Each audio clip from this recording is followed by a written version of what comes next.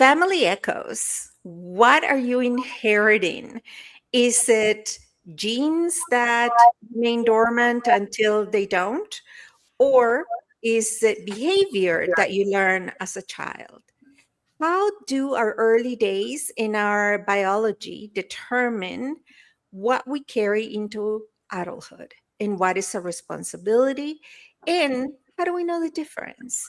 So today we welcome Cheri Petroni, who specializes in childhood trauma in adults, as well as we have Sallie Wagner, who specializes in embracing your inner shadow, and she is your personal alchemist.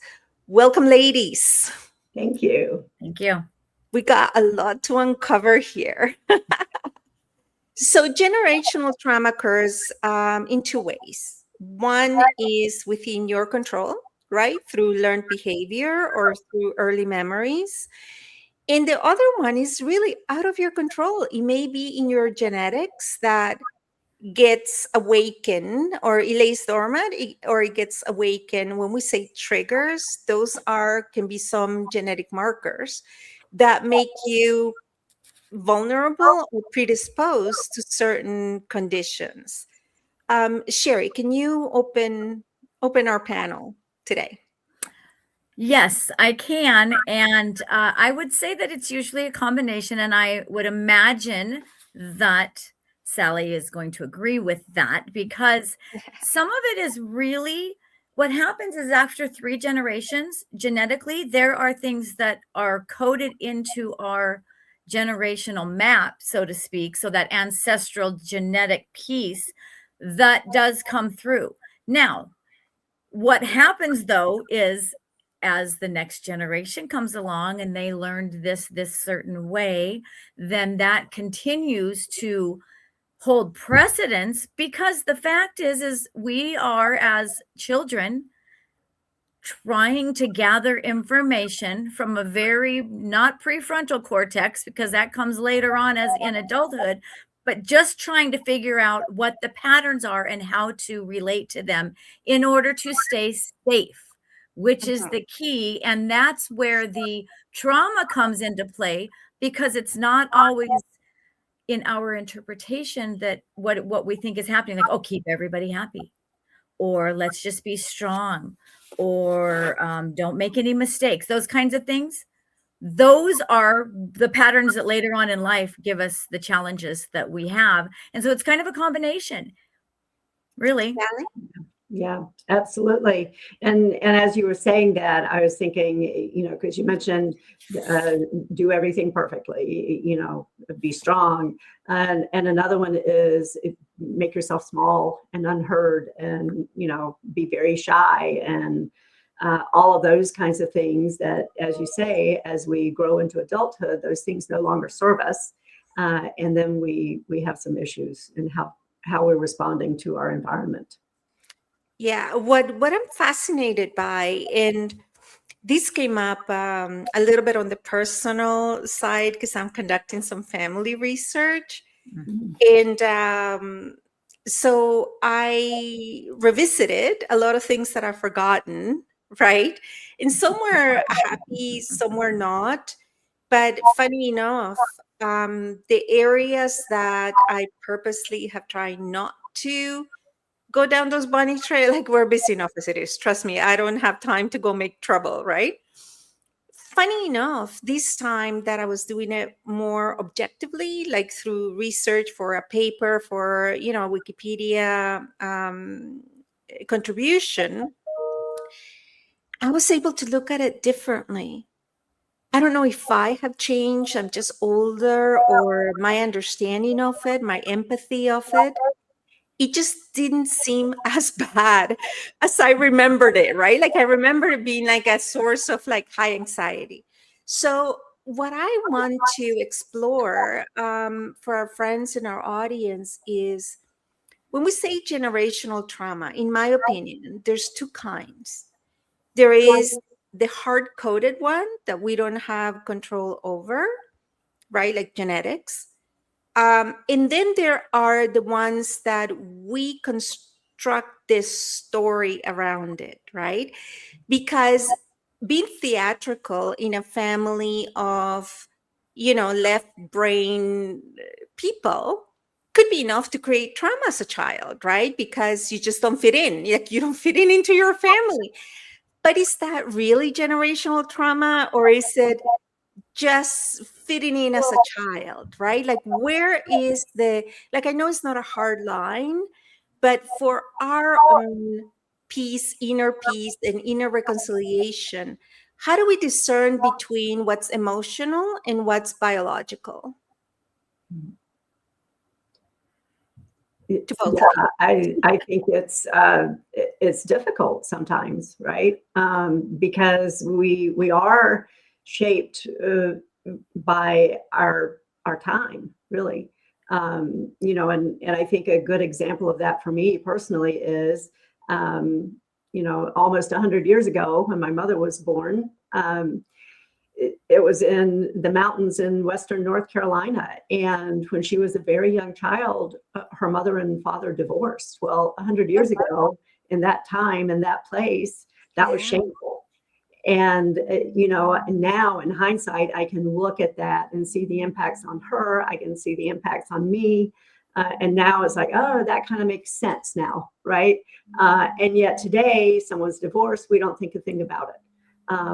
So I think the perceived trauma can be kind of defined by our time and our place. Cheri? Yes. So from a provocative place, it can be both. And I was thinking of my grandmother right away. She was diagnosed paranoid schizophrenic when she was in her 20s. Do I think she was paranoid schizophrenic? Absolutely not. Because she's a lot like me and a lot like my great grandmother, who I happened to be born on the same day as. And my mother did not want me to be born on that day, no matter what, even though it was predicted, because she didn't want me to be like them, because they're bohemian. They are out of the box.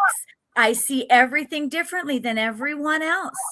And I remember my grandmother being shamed because my great grandmother, she died when I was 12, but highly intuitive, and it was not liked, right?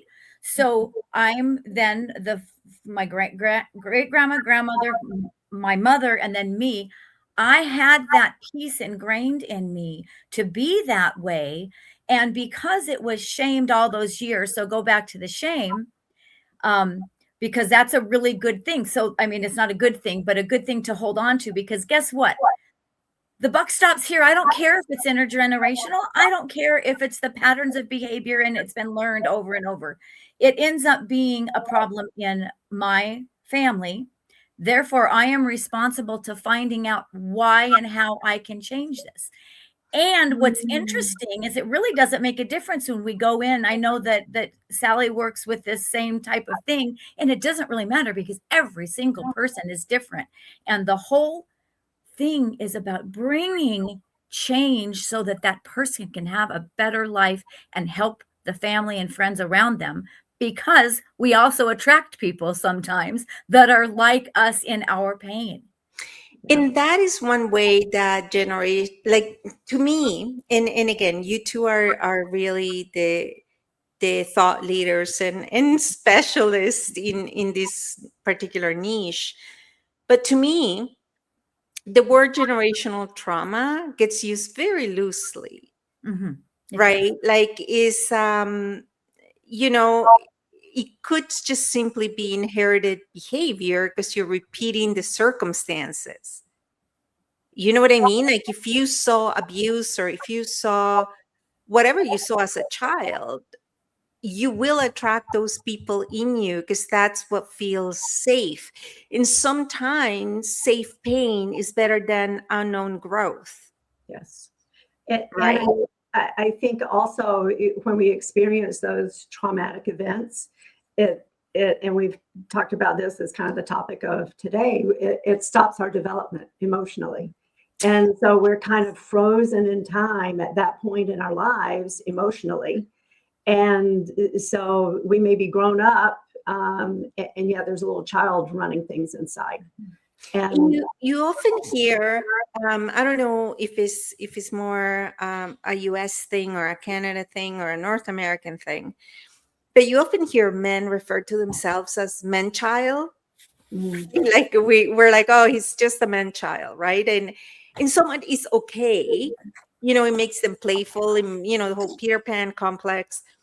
Um, but you very seldom hear women child, because that takes it a whole different dark, path. But still, we do not often think of that which is also known as arrested development, when something occurs that causes such trauma that emotionally you kind of freeze at that point in your development. And how do we begin to recognize it in ourselves? This is not about judging others. It really, the intentionality and the awareness begins with self. If you're at a point that you're feeling restless, or whatever is happening is not bringing about peace, or you're seeing patterns repeated that you don't wish to continue. yeah.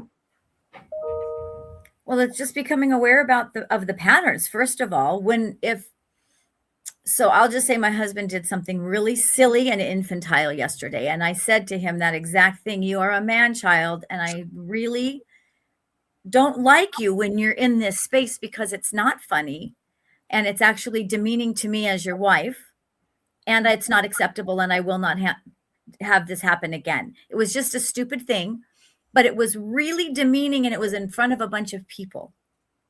So But he did not mean it that way. It was not about me at all. It was about him having approval for everyone else. And it is, at 43 years of marriage, still unacceptable. Okay. And completely unacceptable to me, to the point it was pretty humiliating. I left completely. It was that upsetting to me. And so my point with that is I was very aware that this is not going to happen again in my life. And that is a whole other, like, that was me throwing down the gauntlet, because I'm not going to put up with that kind of stuff anymore, because we have layers of it, right? So there's things that are happening, and there's various versions of some of this same stuff, and I realized in that moment that this is completely not okay. I'm not living like this anymore. Like, I'm not living this way. Yeah. And that's okay. Find if you want to do that. In humor, like in culturally, right? Some of that trauma, for example, in historically, right? My ex-husband is of British ancestry, and in the way they communicate is different from Latin, right? Like that's a whole different episode. Trust me, that's a whole different season, that if we go down that bunny trail. However, in Britain, from what I have experienced and have grown to know, they use the word stupid quite loosely. It doesn't carry the same weight that if a Latin person says, "You're stupid," right? So every time he would say it, "Oh, don't be stupid," right? I know he did not mean anything deeper than, something to say at that moment, right? But for me, it was such a trigger. It was like beyond upsetting, right? And it took a long time, very early on our relationship, that I really try to explain why that was such a trigger, right? And and jokingly, I used to say, "Well, I'm smarter than you, so if I'm stupid, I don't know, right?" And it took several approaches for him to understand how upsetting that was. Although I know he did not mean anything by it. Yeah. So is that cultural trauma, would you say, or like what would that even begin to be? The thing that comes to mind with each of your descriptions here is we teach people how to treat us. And Mm. and to back it up further, I mean, we learn how we should be treated from our parents, our family, people in our environment as we grow up. And then whatever we've learned, we teach other people that Yeah. that's the way we should be treated. And so I think it's kind of that. It's and it can be traumatic, right? If we experience trauma, if we've learned trauma, then that's what we teach people about how to treat us. And most importantly, I think we teach ourselves how to treat ourselves. And Mm. so part of the change that you brought up, Carolina, is to recognize the patterns, as Cheri said, and then teach ourselves a different way to treat ourselves. And then that extends out into people in our environment. Yeah, and have a choice strategy, Yeah. right? We keep speaking about from coping to choosing. Mm-hmm. So it's having that choice. Like, okay, so when these occur, what will I do? Because there's a thought, and I love it, that says people don't treat you how you deserve. People treat you what to the degree that you allow, Yeah. right? Which yes, it could be the generational and childhood trauma that creates the vulnerability, but the choice remains yours Yeah. on how to deal with it immediately and how to deal with it long term. And so I feel like sometimes that sounds like to many people who are victims of some of that. Well, do you see what you did? And yes, we have to help them become aware because they're not aware. But also, like for in my case, this has been not the first time that he's done something Of similar course. to this. And so I feel very proud of myself, no matter what anybody else thought of. I don't care what they think. Oh, he didn't really mean it. Do you know how demeaning that is as a secondary trauma after I actually had that happen? And then, I mean, and I'm not traumatized by it, but to then kind of throw it back at you. Well, you know what? When you know better, you do better. And if you know better and you're doing better and they're not, you get to choose to walk out, which is what I did. And everybody thought that I was the problem. And I know I wasn't. And you know what? That's the best feeling that you can have when you get to that place of awareness and knowing that I know better than this and I'm not willing to be treated this way anymore. And that's a big shift. Now, that takes a lot of years Mhm. and a lot of work and also it can happen in a split second. Like I mean, I was absolutely mortified because again, this was a long time thing that I hadn't had it happen in a long time, and I really could not believe that. Wow, this is still where you're at. I'm not here anymore, so I have to walk out now. So how would you? In funny because in the warm up, Sally and I were discussing, some material that we all of us come across that is like, this is worth diving, Mhm. and having a discussion about. And what we're talking about, because is double is double pronged. On one hand, is about embracing your shadow, right, and integrating your own shadow, but it's also how do we integrate others, right? And it's that discernment of where are the boundaries, what are the choices you make, and what are the consequences to those choices. And that is, it's very easy to say, coping is a season, and most of us, have learned defense mechanisms, or we have learned coping mechanisms um, for something that hopefully had been, temporary, right? But if it keeps recurring, then it becomes a choice, right? Once you see the pattern and you've identified the pattern and you are being intentional about it, and you keep doing it or allowing it to happen, is really a choice that you're making. And I know it sounds harsh, and it sounds as if, with all of the problems that people have in the world, really you're going to worry about, you know splitting hairs in your head, right, as to what it is or what it isn't. But if it's costing you your peace of mind, it's costing you Mhm. your health, it's costing you your, identity, it's worth exploring. And it's nobody's business to say whether it's worth it or not. Yeah, Mhm. yeah, absolutely. I think it's, they used to call it navel gazing. Maybe they still do. I don't know. And I think we have, I hate to say duty, but I think we have an obligation to ourselves Mhm. to do that, because we need to. I think we should be the best person we can be. We hear people, "Oh, just be yourself." Well, that's horrible advice. Be better.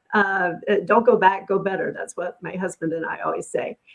And I think that impacts our health, as you said. It impacts our emotional, physical, social, spiritual well-being. It impacts our resilience, which impacts how we relate to other people. And when we raise ourselves, we raise those around us. So I think it's really important. Don't go back, go better. Yeah. Wow. Is, I'm processing that one. We're going to come back to that one. That's going to So, be the title of his book. yes, I love it. I love it because, Sallie, both of you are publishing with PWT a series of Mhm. micro books so that you are able to process them, so that, the content doesn't get lost in filler words, right? So, Cheri, so now this occurred, you took action, right? What happens now? So that is going to be a process, obviously, because now he gets the opportunity to do something different, right? And I'm not saying what that's going to be, because it might be that I'm just finished and I'm dead serious in this. I am dead serious. Like, I don't care anymore about, which is not a good place to be in a sense, but it When you're is actually processing. when you're done, like having the I have been disrespected my entire life from every person practically, which is part of that generational thing. If I go back to my grandparents and my great grandparents, and shamed even within the family because of who my grandmother was. And so we would get broken gifts as children at Christmas, where the other kids would get really nice things, and we'd get a 50 cent, like a dollar store at the time, but gift, like earrings that were broken in pieces that somebody tore apart to just let me know that's what I was worth. Like things like that, that were very, very painful. Now, people will tell me now, "Oh, well, you just need to, you can't go back." Well, I'm not going back, really. I'm just explaining these were some of the things that gave me this that I didn't realize was happening until it was happening.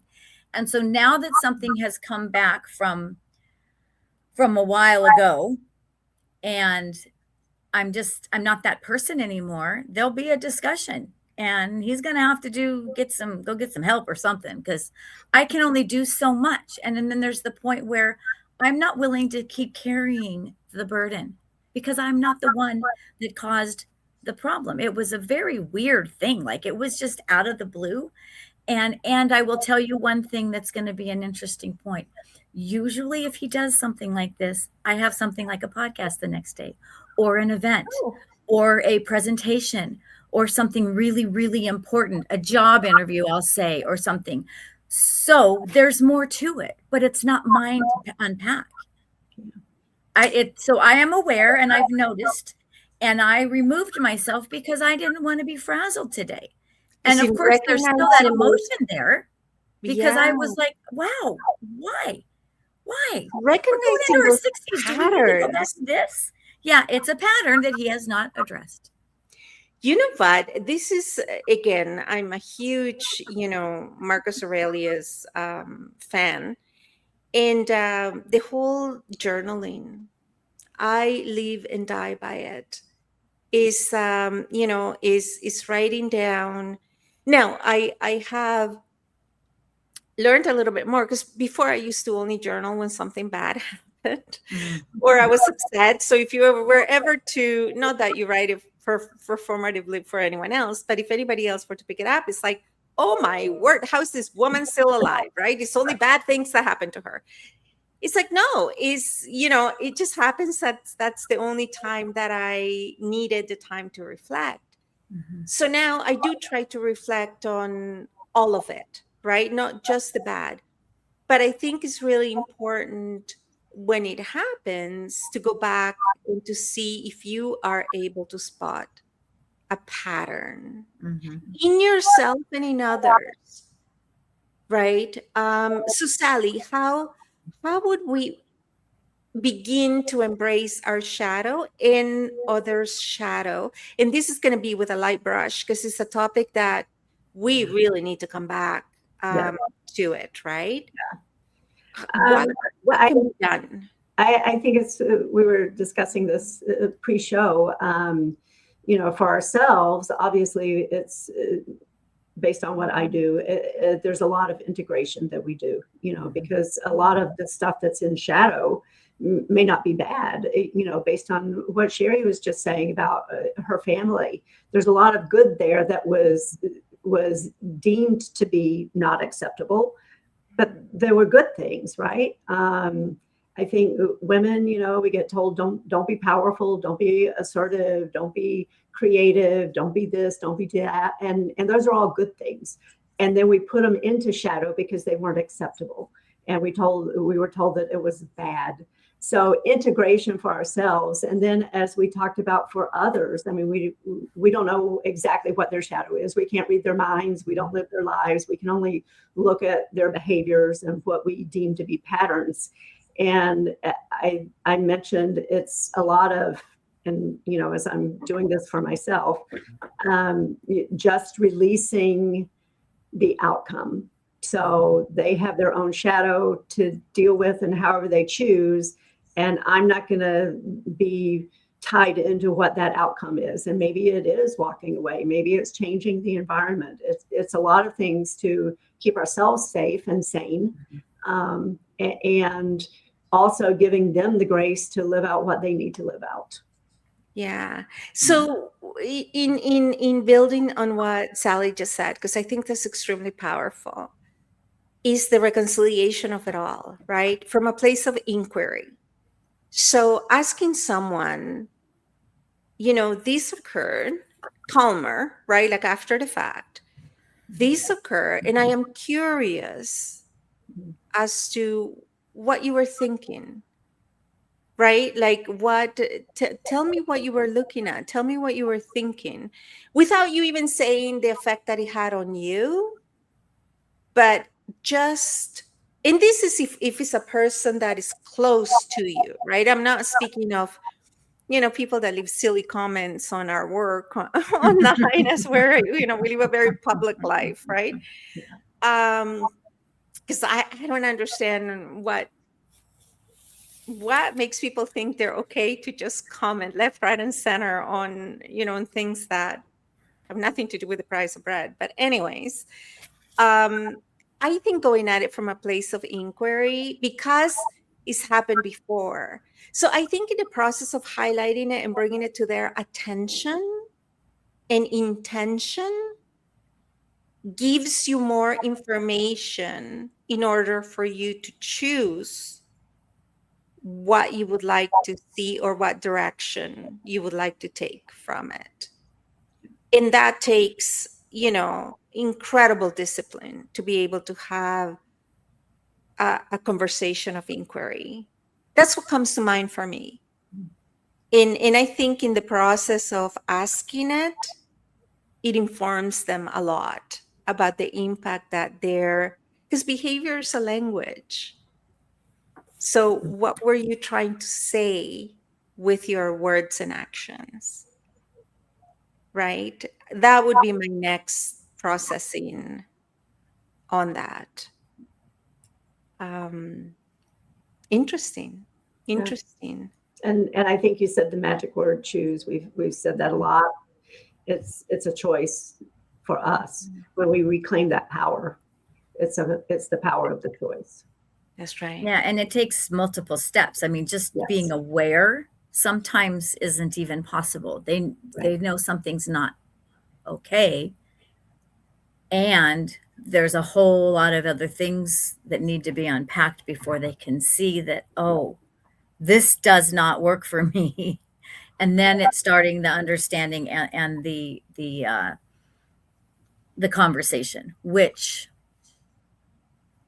doesn't always go in a way that there's resolve. Well, you can control it, right? Yeah, All you can do is process it. yeah. So that is brilliant. Oh my goodness. So this was Family Echoes, healing and reconciling generational and childhood trauma. And one of many conversations to come on the topic. So thank you, ladies. And we'll put your contact information, and let's all reflect on when something triggers us, just investigate it instead of attaching the feeling and the trauma and the disrespect and the emotion and whatever is so easy to link to it, right? From a neuroscience, but also our peace and our well-being. Do Yes. the work of inquiry, and is truly transformational. And of course, you can reach out to all of us for any questions or any guidance that you may have. So thank you, everybody. And until next time, thank you, Cheri. Thank you, Thank you. Sallie. Thank you. Bye.